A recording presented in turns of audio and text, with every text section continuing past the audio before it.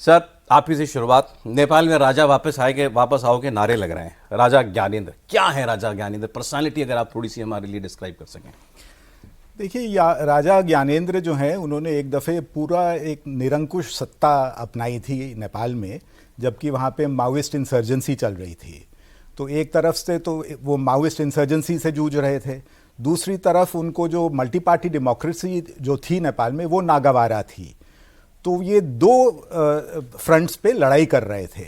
तो हुआ क्या उस जमाने में कि जो माओवादी थे और जो पॉलिटिकल पार्टीज थी ये इकट्ठी हो गई और इन्होंने ये इकट्ठी होकर राजा को हटा दिया। ये 2008 की बात है? नहीं, 2008 में तो फॉर्मली हटाया, पर 2006 में उनका एक बहुत बड़ा अग्रीमेंट हुआ था। ठीक है। और राजा को हटा दिया क्योंकि राजा जो है पूरा एक अथॉरिटेरियन मोनार्की लाना चाहते थे। जैसे उनके पिताजी राजा महेंद्र लाए थे 1960 में, उन्होंने मल्टी पार्टी डेमोक्रेसी को अबॉलिश किया, फिर एक पंचायत सिस्टम वहां लाए जिसमें कोई पॉलिटिकल पार्टीज नहीं थी और सत्ता उन्होंने अपने हाथ में ली और देश चला। और राजा मतलब राजा? बिल्कुल। ओके। मतलब not a constitutional monarch, executive monarch, power वाला। जी। और ये जो थे वहां के लोगों को बिल्कुल पसंद नहीं आया, तो बहुत बड़ा वहां पे आंदोलन हुआ और राजा को हटना पड़ा सत्ता से। ठीक है, मतलब ताकत ऐसी थी कि सारा शासन इनका, सेना इनके नीचे, सब कुछ, पुलिस सब कुछ इनकी। बिल्कुल। ओके। ये 2006 से 8 की बात सबने बताई। इससे थोड़ा सा और पीछे ये बने क्यों थे राजा? जैसा सर ने भी नाम लिया, किंग महेंद्र, इनके पिताजी जी, वो गुजर गए तो इनके भाई को सत्ता दे गए थे, किंग वीरेंद्र को। वो 2001 में, आपको याद होगा सर, 1 जून 2001 शायद, दीपक जी ने वो इंसिडेंट कवर किया हुआ है।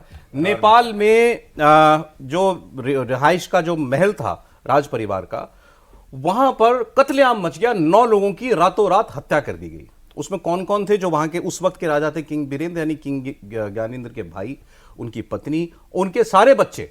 और मारने का आरोप किस पर लगा?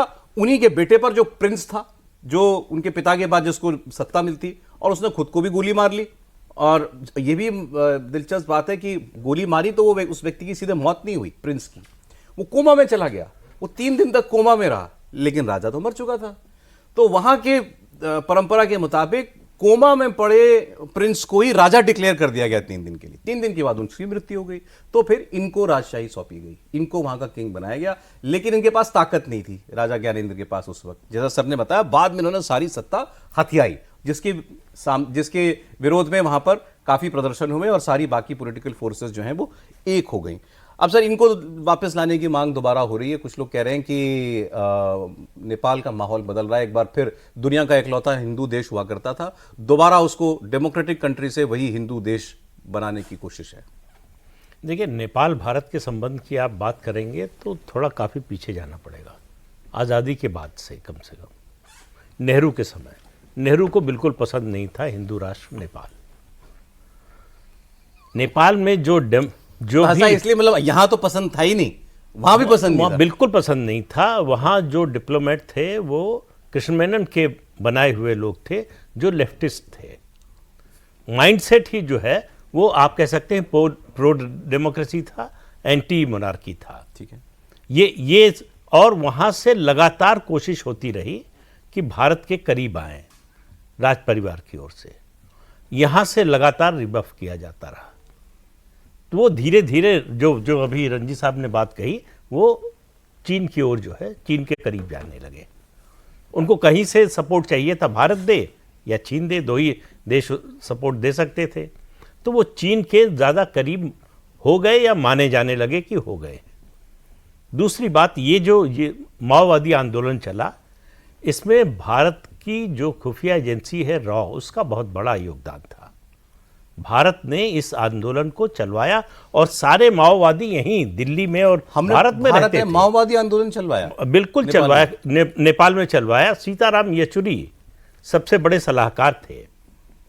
तो ये अब डेमोक्रेसी से नेपाल को क्या मिला, सवाल इसका है। भारत नेपाल संबंध की बात तो एक अलग है। 17 साल से डेमोक्रेसी है, 13 सरकारें बन चुकी हैं। पॉलिटिकल स्टेबिलिटी कहां है? आज की तारीख में नेपाल फिर से जो है वो ज़्यादा करीब है चीन के। और दूसरी बार इसकी शुरुआत हुई राजीव गांधी के समय। राजीव गांधी 1987 में सार्क सम्मेलन में नेपाल गए, फिर 88 में जो है दोबारा गए। सोनिया गांधी उनके साथ गई थी। वो पशुपतिनाथ मंदिर का दर्शन करना चाहते थे सोनिया गांधी भी साथ जाएं। मंदिर के पुजारियों ने मना कर दिया कि कोई किसी गैर हिंदू का प्रवेश मंदिर में नहीं हो सकता। अच्छा। तो उन्होंने राजा से संपर्क किया। राजा ने कहा कि हम इस परंपरा में दखल नहीं दे सकते। ये बात राजीव गांधी को, सोनिया गांधी को बहुत अपमानजनक लगी। उसके बाद नेपाल का ब्लॉकेड हुआ और उसके और भी कारण थे। एक तो संधि, जो हमारी व्यापार संधि थी, वो खत्म हो गई थी। दूसरा, नेपाल जो है चीन से कुछ हथियार खरीद चुका था, इसलिए भी भारत की नाराजगी थी। उसने नेपाल की इकॉनमी को पूरी तरह से तहस नहस कर दिया। पूरा वहाँ का जनजीवन जो है बहुत बुरी तरह प्रभावित हुआ। तो आम नेपाली के मन में हुआ कि भारत हमारे इंटरनल अफेयर्स में दखल देता है। दूसरी घटना हुई नरेंद्र मोदी के प्रधानमंत्री बनने के बाद 2015 में फिर ब्लॉकेड हुआ। इस बार मधेसियों को संविधान में अधिकार दिलाने के लिए हुआ।